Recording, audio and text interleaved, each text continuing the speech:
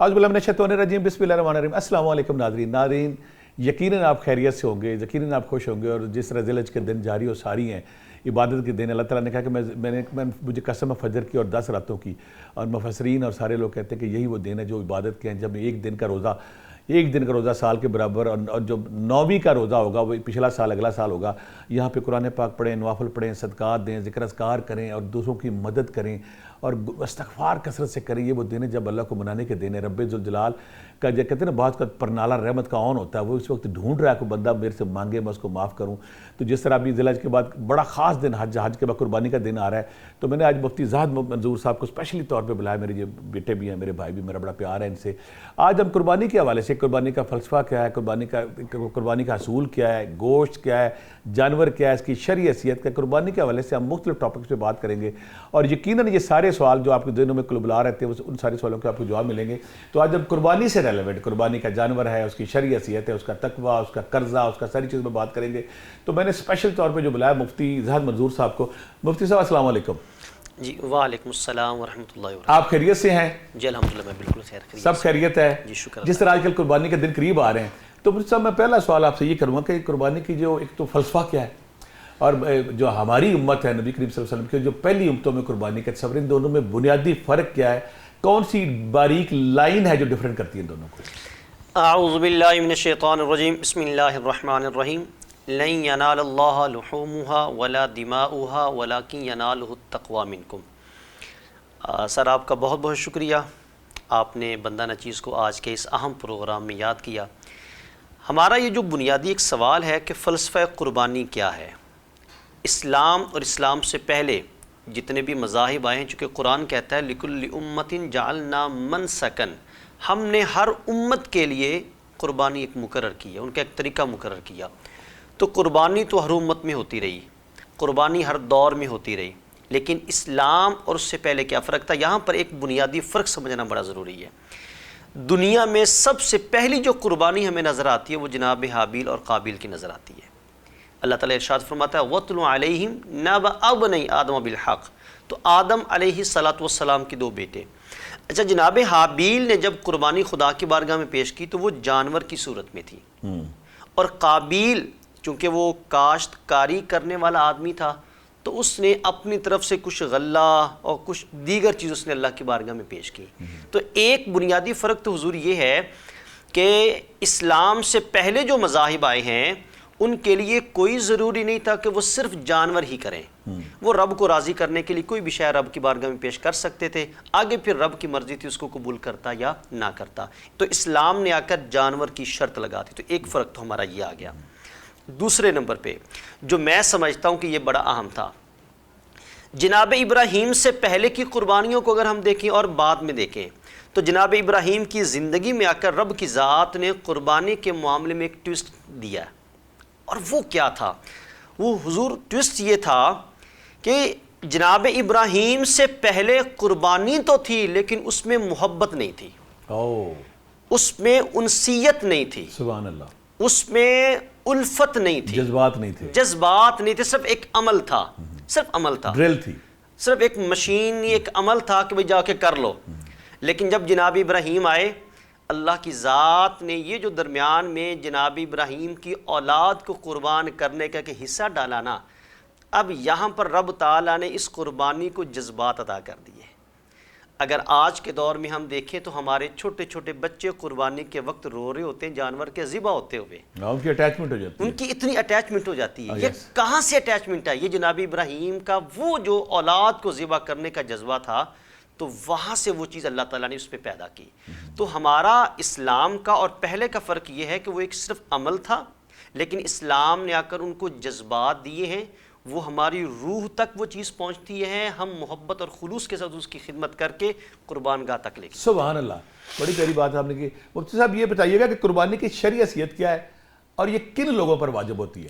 سر قربانی کی حیثیت کیا ہے؟ میرے قرآن نے بڑی پیاری بات کی۔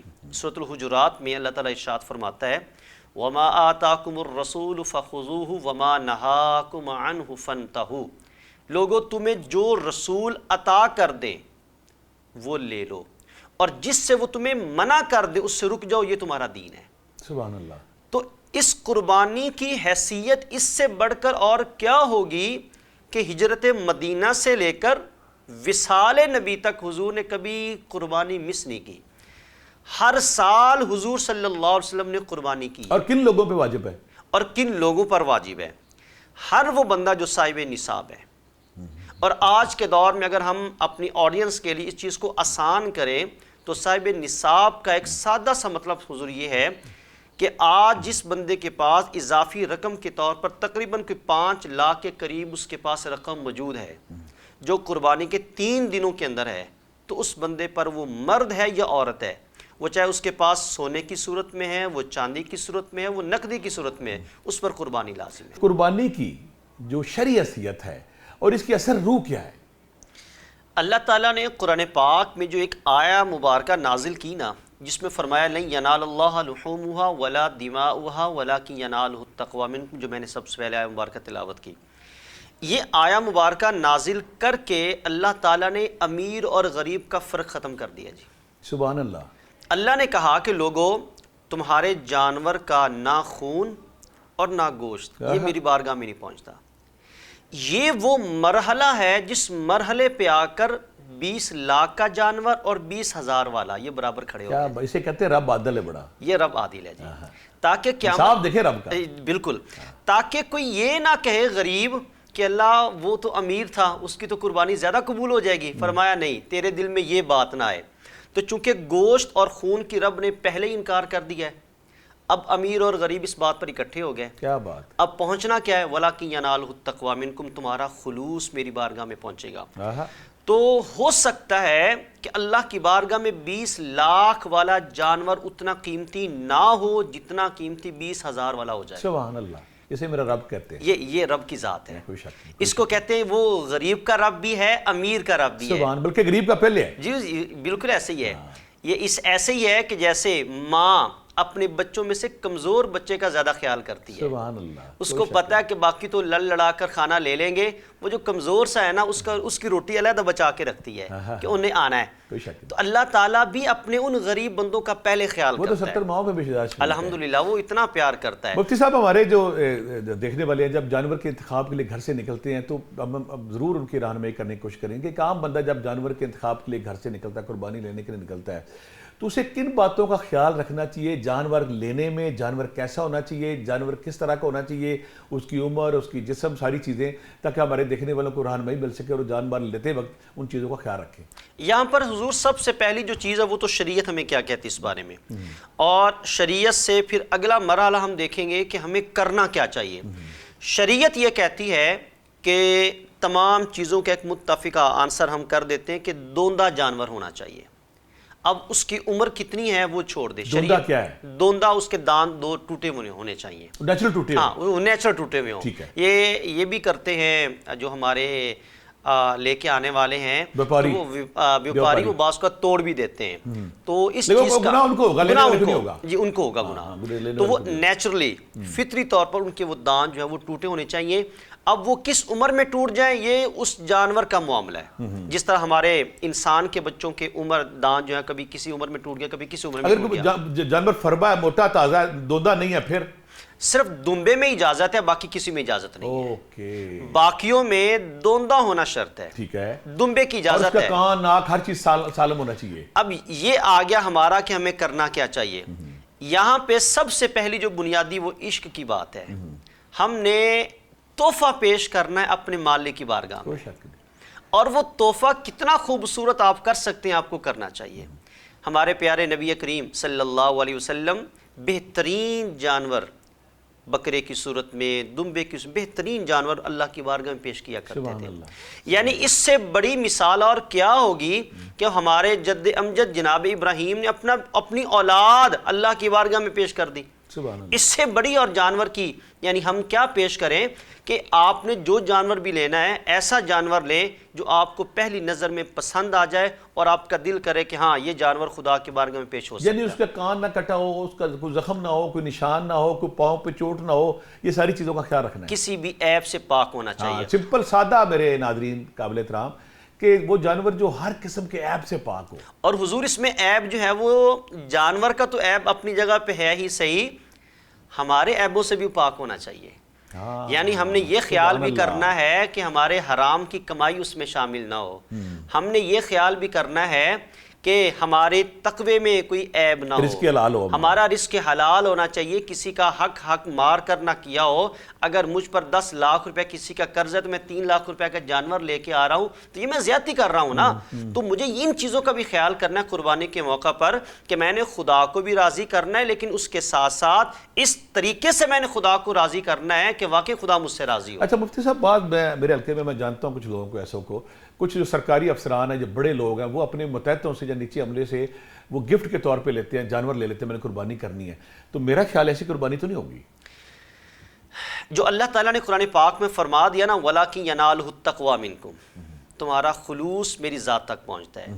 یہاں پر آ کر اللہ تعالیٰ نے ہر طرح کا ہیلا بہانہ توڑ دیا ہے جی. دو لائنیں, ہر طرح کا ہیلا بہانہ.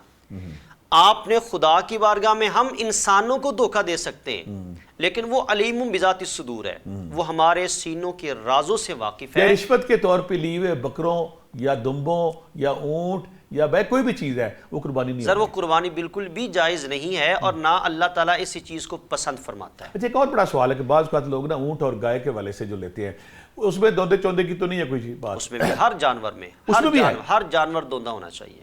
اوکے, اونٹ بھی ہر اگر بیل ہم لیتے ہیں, جی جی, سارے جتنے بھی جانور ہیں ان کا دوندہ ہونا شرط ہے. ٹھیک ہے, وہ دوندہ ہوں گے تو قربانی کے لیے آگے. ہم ایک اگلے سوال کی طرف بڑھتے ہیں. کچھ لوگ نا اجتماعی قربانی اور انفرادی قربانی کے والے سے بات کرتے ہیں, تو ہماری فقہ جو ہے, ہماری شریعت اس والے سے کیا رہنمائی کرتی ہے کہ اجتماعی اور انفرادی قربانی میں عام انسان کو کن باتوں کو ملحوظ خاطر رکھنا چاہیے؟ سب سے پہلی جو بنیادی چیز ہے, ہمارا جو چھوٹا جانور ہے جیسے بکرا ہے, دمبا ہے, اس میں تو وہ ایک بندے کی طرف سے ایک ہی ہوگی. یہ نہیں ہو سکتا کہ ایک فیملی مل کر ایک بکرا لے اور وہ اپنی طرف سے کر دے. سارے کو نہیں, سارے نہیں کر سکتے چھوٹے جانور میں. جو بڑا جانور ہے ہمارا, جیسے اونٹ ہے, گائے ہے, بھینس ہے, اور آج کل کٹے کا رولا چلا ہوا ہے, تو کٹا بھی قربانی اس کی جا سکتی ہے. یہ بلا وجہ انہوں نے ایک شور مچایا ہوا ہے. تو بہرحال یہ جو بڑے جانور ہیں ان میں 7 تک کی اجازت ہے. ٹھیک ہے, 7 لوگ اس میں شامل ہو سکتے ہیں, زیادہ سے زیادہ. یہاں جو آپ کلیئر کر رہے ہیں کہ ایک فیملی اگر چاہتی کہ ہم 6 لوگ 10 لوگ 7 لوگ ہیں, ہم سب کی ایک قربانی ہو جائے, تو وہ نہیں ہے, وہ نہیں ہو سکتی. نومینیٹ 7 حصے نومینیٹ ہونا ضروری ہے, اور 7 یعنی یہ نہیں ہو سکتا کہ ایک بندہ ایک حصے میں 2 لوگ شامل ہو جائیں. یہ بھی نہیں ہے. ہاں نہیں, ایک کہ 3-4 لوگ مل کے کہتے میرا حصہ ڈالے گائے میں, یہ میں نہیں کہہ رہا. میں یہ عرض کر رہا ہوں کہ 7 حصے 7 لوگ ہونے چاہیے, 8 بندے نہیں ہونے. اگر 7واں بندہ اس میں 3 لوگ شامل ہیں تو وہ بھی نہیں ہے. نہیں, اگر 8 بندے شامل ہو جائیں, حصے 7 ہیں ہمارے, تو شریعت کہتی اجازت. میں اس میں یہ کلیئر کر رہا ہوں کہ 2 بھائی آ جاتے ہیں, کہتے ہیں ہم نے مل کے ایک حصہ لینا ہے, تو وہ الاؤڈ ہے؟ نہیں, وہ الاؤ نہیں ہے. یہی میں عرض کر رہا ہوں کہ ایک حصہ ایک بندے کی طرف سے ہوگا. ہاں, یہ بالکل ہم کر سکتے کہ ایک بھائی اپنے پیسے دوسرے بھائی کو دے دے اور کہہ دے کہ یار تو اپنی طرف سے کر لے. ٹھیک ہے, تو یہ کیا جا سکتا ہے, لیکن حصہ ایک بندے کا نومینیٹ ہوگا, اور شریعت کی طرف سے لازم بھی اور ادا بھی ایک بندے کی طرف سے ہوگی. بعض کا کہا جاتا ہے کہ جو قربانیاں ان کو تحفے کے طور پہ غریبوں میں, مساکین میں تقسیم کریں, تو یہ کیسا عمل ہے کہ ایک بندہ اس کے پاس 100-150 جانور آ گیا ہے, وہ دیکھتا ہے کہ میرے خان سامہ کے پاس, میرے مالی کے پاس, میرے ڈرائیور کے پاس, میری دائیں بائیں لوگوں کے پاس قربانی نہیں ہے, اگر ان کو قربانی کے جانور تحفے کے طور پہ دیتا تو قربانی اس بندے کے کھاتے میں جائے گی یا جو کرے گا اس کے کھاتے میں جائے گی؟ نبی کریم صلی اللہ علیہ وسلم ہر سال 2 قربانیاں کیا کرتے تھے. ایک حضور اپنی طرف سے کیا کرتے تھے اور ایک اپنی امت کی طرف سے کیا کرتے تھے. بعد میں جناب علی المرتضیٰ رضی اللہ تعالی عنہ 2 قربانیاں کرتے تھے, ایک اپنی طرف سے اور ایک حضور صلی اللہ علیہ وسلم کی طرف سے کیا کرتے تھے. یعنی کہ آقا کریم کے نام کی قربانی ہم بھی آج کر سکتے ہیں؟ بالکل کر سکتے اور کرنی چاہیے. اگر پیرنٹس والدین فوت ہو گئے تو اگر والدین فوت ہو گئے تو ان کے نام کی بھی قربانی کی جا سکتی ہے, شرعی طور پہ اس کی اجازت موجود ہے. اور کوئی اور بندہ, کسی کوئی دوست, کوئی عزیز, کوئی ریلیٹو, اس کی بھی کی جا سکتی ہے؟ میت کی طرف سے اس کا نام لے کر قربانی کی جا سکتی, اس میں شرعی طور پر کوئی خبات نہیں ہے. الحمدللہ, الحمدللہ. تو اگر گنجائش ہے تو بالکل کرنا چاہیے. میری والدہ ہمیں ہر سال 2 قربانیاں کرتی ہیں, وہ پیسے پورا سال جوڑتی ہیں, ایک وہ اپنی طرف سے کرتی ہیں اور ایک حضور صلی اللہ علیہ وسلم کی طرف سے کرتی ہیں. تو یہ اپنی قبول ہو نہ ہو وہ قبول ہوگی, وہ ہر صورت میں قبول ہوگی. اور پھر میری والدہ نے ایک دن مجھ سے پوچھا کہ وہ جو میں نبی کریم کی طرفوں کر دی ہیں ان دے وچوں میں کچھ کھا سکنی ہاں کہ نہیں؟ میں کہ اماں جی ادھروں پہلے کھاؤ، وہ حضور والوں ہیں، وہ قبول ہے، وہ حضور کی طرف سے ہے، آپ ادھر سے کھائیں۔ تو اگر گنجائش ہے ہمارے پاس تو ہمیں زندگی میں ایک مرتبہ ضرور حضور صلی اللہ علیہ وسلم کی طرف سے بھی قربانی ضرور کرنی چاہیے۔ سبحان اللہ۔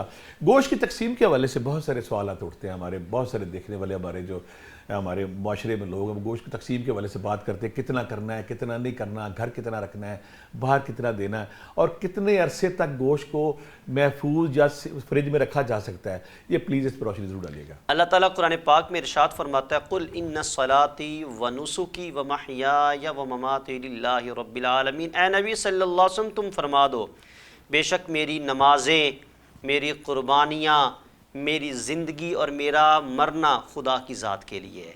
اور یہاں پر کسی نے بڑی پیاری بات کہی تھی کہ میری زندگی کا مقصد تیرے دین کی سرفرازی، میں اسی لیے مسلمان، میں اسی لیے نمازی۔